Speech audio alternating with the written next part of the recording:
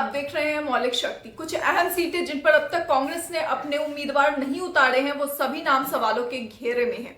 बात अमेठी की कर लें, रायबरेली की कर लें, इसके सिवा दिल्ली की चंद सीटें और वाराणसी जो सबसे अहम सीट हो जाती है, जहां से खुद प्रधानमंत्री नरेंद्र मोदी लड़ते हैं।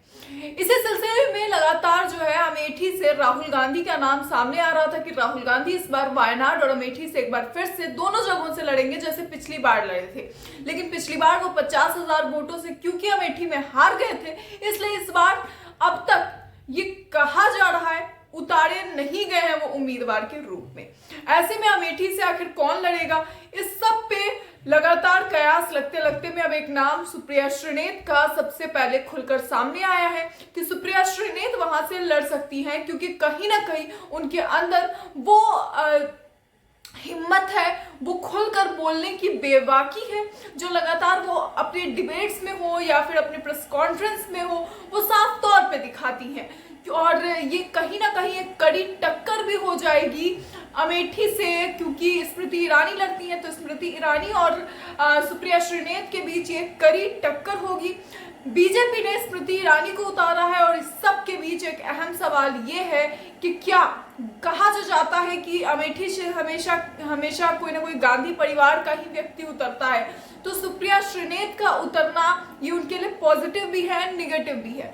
पॉजिटिव इस तरीके से है क्योंकि गांधी परिवार के बहुत करीबी है, कांग्रेस की एक बड़ी प्रवक्ता है, एक बड़ा फेस है, और निगेटिव इसलिए है कि क्या इसका असर गांधी परिवार का वहां से हमेशा उतरना इसका असर डालेगा सुप्रिया श्रीनेत की उम्मीदवारी पर।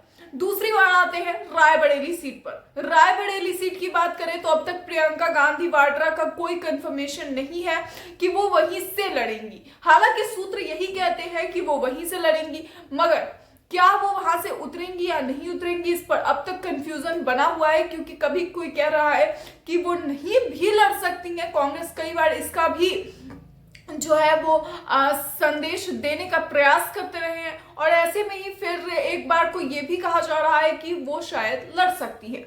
वाराणसी की बात करें तो वाराणसी में पीएम मोदी के फेस के सामने पवन खेड़ा को उतारे जाने की बात कही जा रही है, क्योंकि पवन खेड़ा भी एक जाने माने शख्स है, एक जाना माना चेहरा है कांग्रेस का। तो ऐसे में अगर पवन खेड़ा उतरते हैं तो ये कहीं ना कहीं उस मैसेज को ट्रांसफर करेगा वाराणसी में, जो लगातार राहुल गांधी देश भर में दे रहे हैं। वो नारी शक्ति की गारंटी हो, वो महिलाओं की गारंटी हो, वो आदिवासियों की गारंटी हो, युवाओं को दी गई गारंटी हो, जितनी भी चीजें हैं उसका मैसेज पवन खेड़ा वहां तक भी पहुंचाएंगे वाराणसी में, जहां पर पीएम मोदी वहां से लड़ते हैं, पीएम मोदी का गढ़ है। इस सब के बीच दिल्ली की सीटों पर क्या सब चर्चा चल रही है आपको ये भी बता दूं।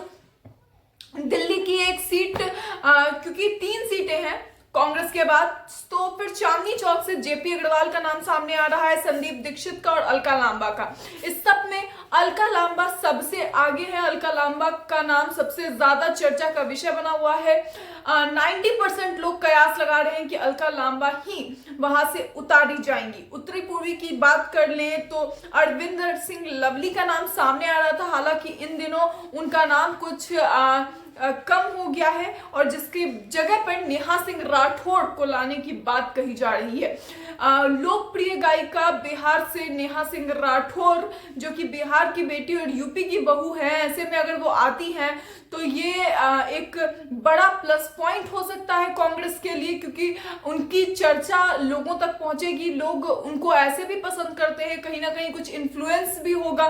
सेलिब्रिटी को उतारने की जो बीजेपी की प्लानिंग थी उस सब के बीच मनोज तिवारी के सामने एक बार नेहा सिंह राठौड़ को उतारा जा सकता है, और ये बात वो ट्वीट करके भी नेहा सिंह राठौड़ ने खुद अपने ट्विटर हैंडल से कही है कि वो उनके खिलाफ लड़ेंगी।